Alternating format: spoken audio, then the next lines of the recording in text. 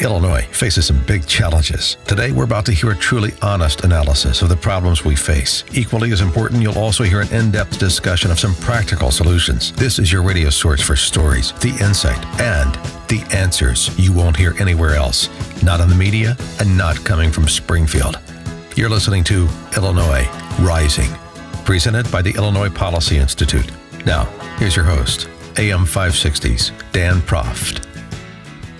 Good afternoon. Welcome to another edition of Illinois Rising, joined this week by John Tillman, the president and CEO of Illinois Policy Institute. And John, the big issue this week, of course, is the Syrian refugees, what to do them with respect to national security policy. But it's not just a federal issue. It also turns out to be a state issue because some 31 states have said, we want to press the pause button. We want to have full confidence in the vetting that's happening at the national level before we allow Syrian refugees into our states. One of the governors who signed on to that essential position is Illinois Governor Bruce Rauner. Well, it seems that this would be a common sense thing to kind of put the brakes on who you bring in, how you bring them in, when you bring them in, where you put them, when they're coming out of, a terrorist hotbed like the caliphate. Because there is now a caliphate in Syria and Iraq. But apparently there's only one man who has the maturity and wisdom to make these judgments, and that's the president. Yeah, and anyone who disagrees with him is hysterical, is not representing America's values, so on and so forth. Excellent piece this week on topic was from Heather Wilhelm, who is an Austin, Texas-based writer, that the piece was entitled America's Ridiculous Refugee Debate. And Heather Wilhelm, RealClearPolitics.com, joins us now. Heather, thanks so much for joining us.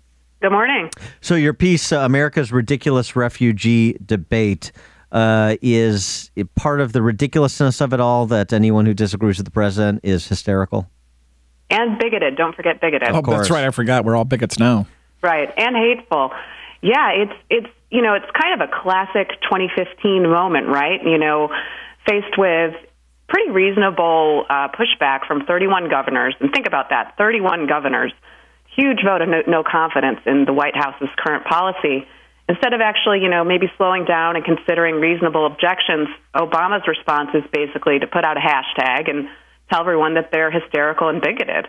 It's a pretty sad thing to see. And literally put out a hashtag, refugees welcome, following on the success of Bring Our Girls Back against Boko Haram. Refugees welcome, literally a hashtag the girls are back? I missed that, right. Perhaps, yeah. Heather, one of the things I thought was great about your column, and all your columns are great, it is a must-read that I think people should sign up for, which I think they can do at RealClearPolitics.com, is the larger implication you had about the kind of discourse that this president and the radical left is now pursuing, which is, if you disagree with us, you are the other and you are to be silenced. Absolutely, absolutely. And, sometimes I wonder when the word bigot is going to get tired out, right? If you argue with somebody over a parking space these days, somebody's going to call you a bigot. Right. And it's really sad because the governors who have written these letters to the White House and to the State Department, they have some valid points. Here in Texas, people's memories are pretty short. There was an ISIS attack very recently with people vowing to support ISIS. The FBI director had testified in October that he didn't think that we could fully vet Syrian refugees.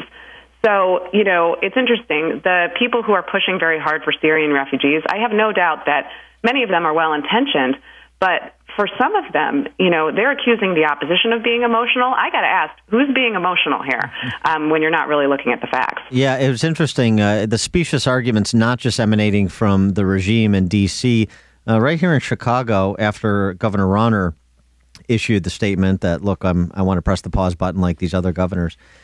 Crane Chicago Business wrote this shameful editorial entitled Shame on You, Governor Rauner, in which among their arguments for not pressing the pause button, for going full force ahead, President Obama's vision, despite what FBI Director Comey and others have said, forget the politics of it, the actual national security and law enforcement personnel.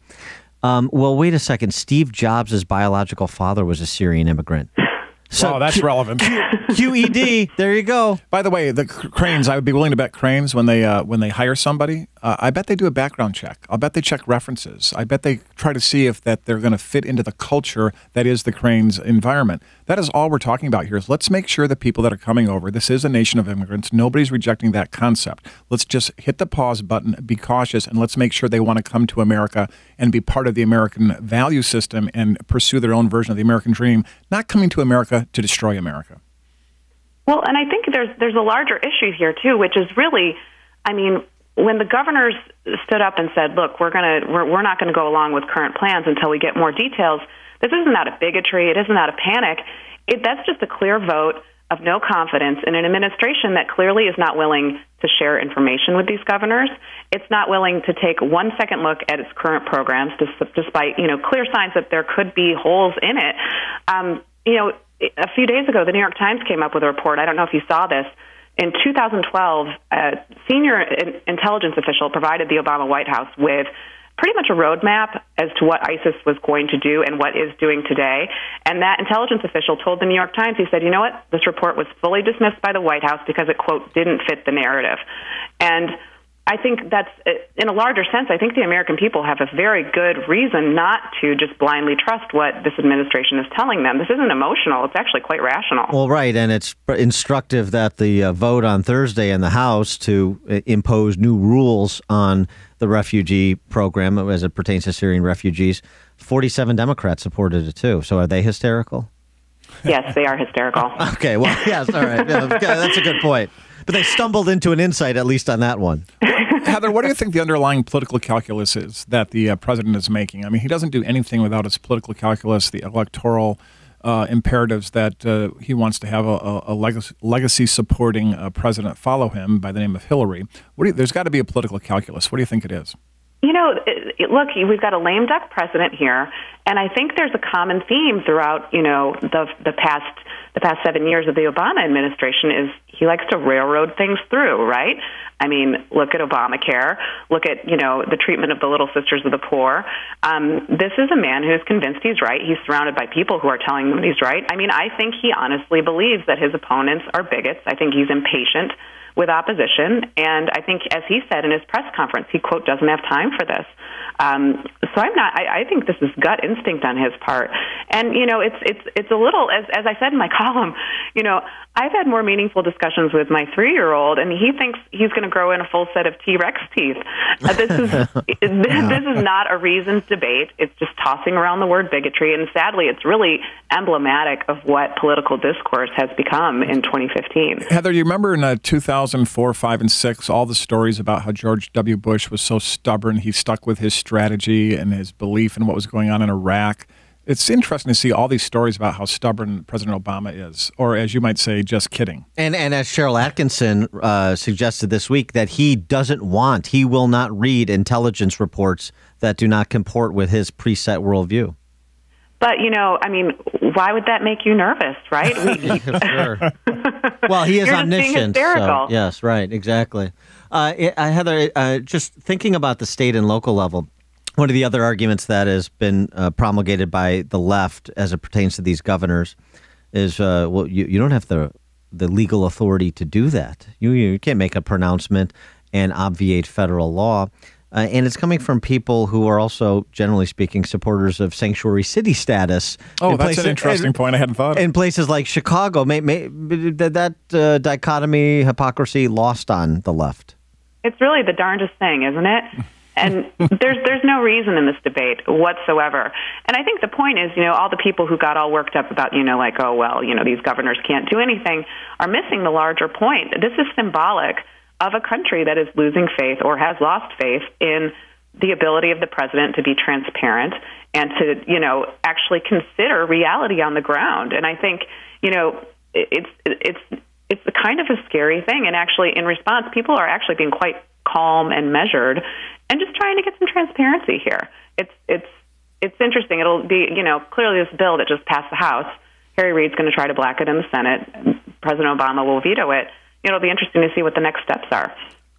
And so, speaking of that bill, criticism of that bill from the conservatives, Steve King and Walter Jones, Steve King from Iowa, Walter Jones from North Carolina, both voted against it, saying, among other things, look, you have to defund the program in order to stop it. Imposing new rules that the president will work around just isn't sufficient. So what's your assessment of that legislation? Is it just a bit of a display, kind of symbolic, or is it substantive? You know, I was also reading this morning that the same FBI director, Comey, who testified that our refugee screening process is not solid, he doesn't like this bill either. He says there's several major problems with it. You know, in some respects, I think it's kind of a moot point. I don't think that anything's going to happen with this bill. I think the interesting question is what happens after this bill inevitably gets knocked down. All right. She is Heather Wilhelm. You can catch her work, which is always very good, as John said, at realclearpolitics.com. Also, heatherwilhelm.com. Heather, thanks so much for joining us. Appreciate your time. Thanks for having me.